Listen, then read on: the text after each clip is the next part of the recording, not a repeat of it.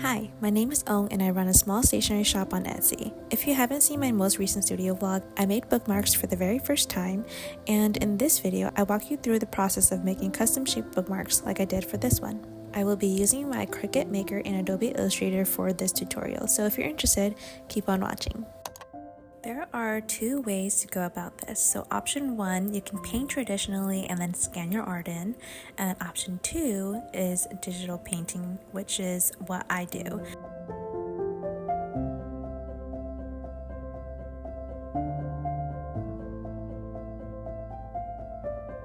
I usually create images with a transparent background and then export them into Illustrator. If you create watercolor art like I do, sometimes it's very transparent. So I usually tend to create my art with a white background underneath the colors, so that way you can change the background colors without it affecting the art, and you can layer the images on top of each other as well. If your digital brushes are opaque, then don't worry about this step.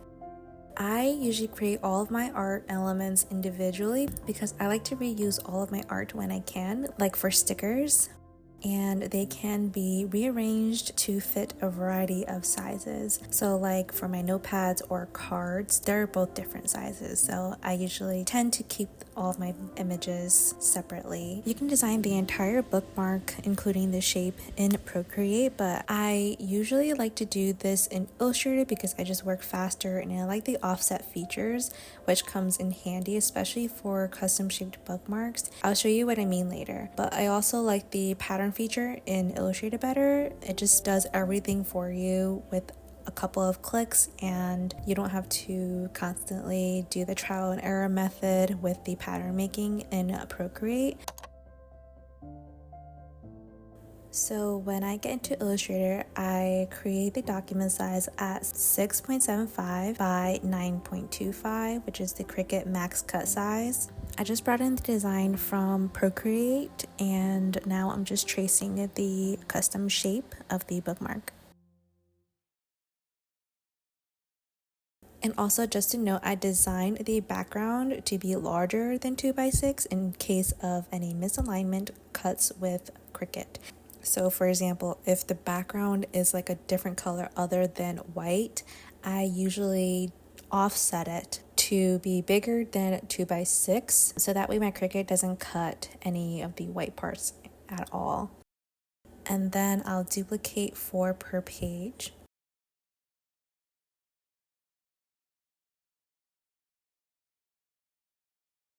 And then I'm going to group everything and then center align it to the artboard. And then I'm going to select just the actual bookmark design, and then I'm going to create a new layer, bring the selection to that layer and make it black so that way I can see it better. Toggle off the bottom layer because we just want the black bookmark cut lines. And then we're going to export it as a SVG file. I just find that SVGs gives cleaner cut lines, especially for something this intricate. Then you can turn off this layer and turn on the other layer. And then I'm going to export the entire design and canvas here, including the white background and the offset, as a JPEG. So Cricut will cut the 6.75 by 9.25 box, but that's totally fine. Now it's time to import the images to Cricut Design Space.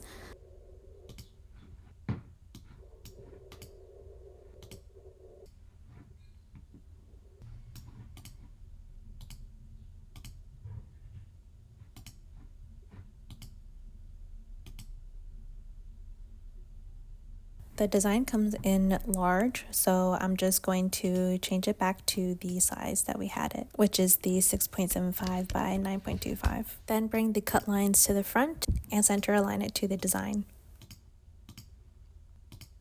Duplicate 3 or 4 times.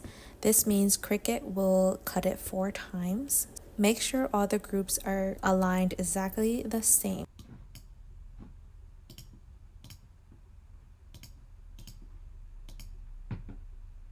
So you want to check the position of the X and the Y and make sure they're the exact same for each group, so that way it cuts the same all throughout. Then you want to select all the groups and attach. Press make and then save as a PDF.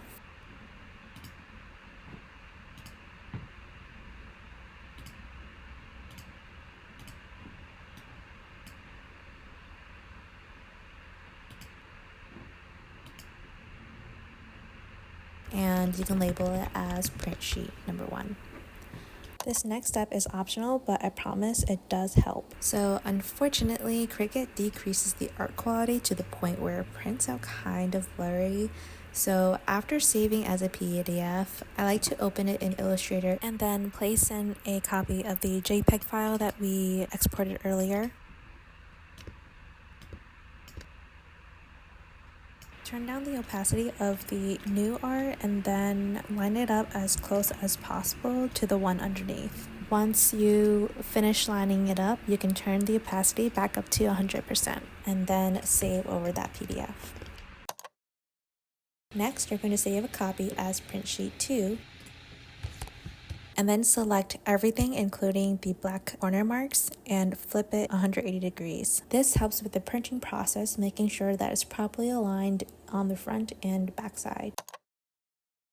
I'll list all of the equipment and materials that I used down in the description. For equipment, you'll need a printer. I have the Canon Pixma IP8720 and it works just fine. Next, you're also going to need a laminating machine. I have the Scotch brand. And then of course you're going to need your Cricut. I have the Cricut Maker.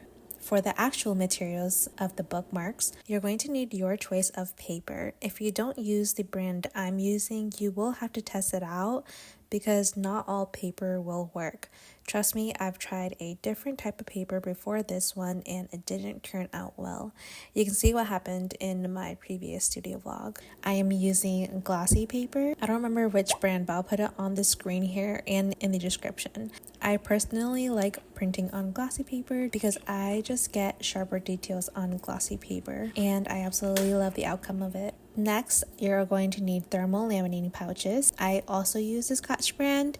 They work great. They also come in glossy or matte, and that is totally up to your preference. I prefer matte, so I'm going to use matte for this tutorial. And then for supplies, you're going to need your Cricut mats, of course. I also have a brayer roller that I like to use just to make sure the entire paper is flat and sticking onto the mat. And then I also have tape. My Cricut mat isn't that sticky anymore, so I use tape just to make sure that the paper doesn't move. And then I also have a pen to mark the corners of the paper, and you'll see why later.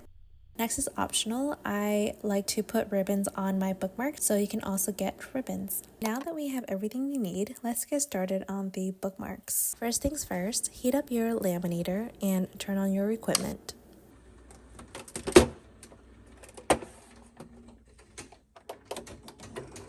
Next, take a pen and mark the corner of the first side you're printing on so you know which side is supposed to enter the printer first. Then you can go ahead and print sheet 1.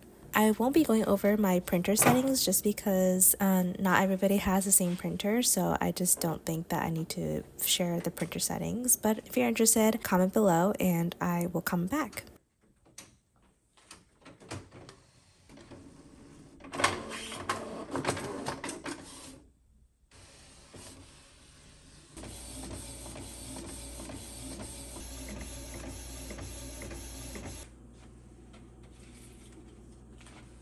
After the first sheet is printed, you'll want to take the paper and flip the paper vertically, not upside down, and make sure that the marked side is still at the bottom when you are putting it back into the printer.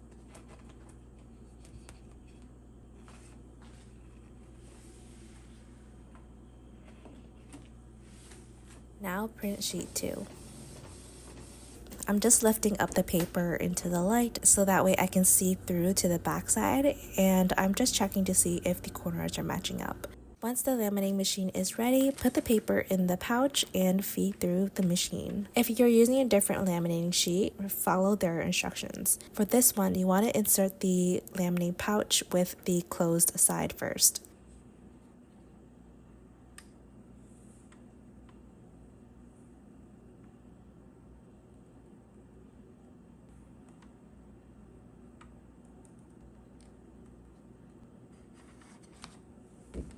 Find the marked side and place it in the corner of the Cricut mat. Make sure you're placing it from the edge of the paper and not the laminate.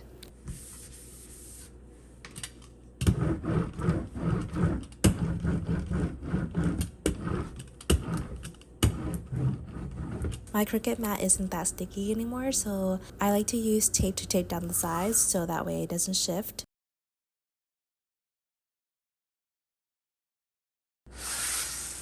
And then I like to set my Cricut settings to heavy watercolor paper and with more pressure.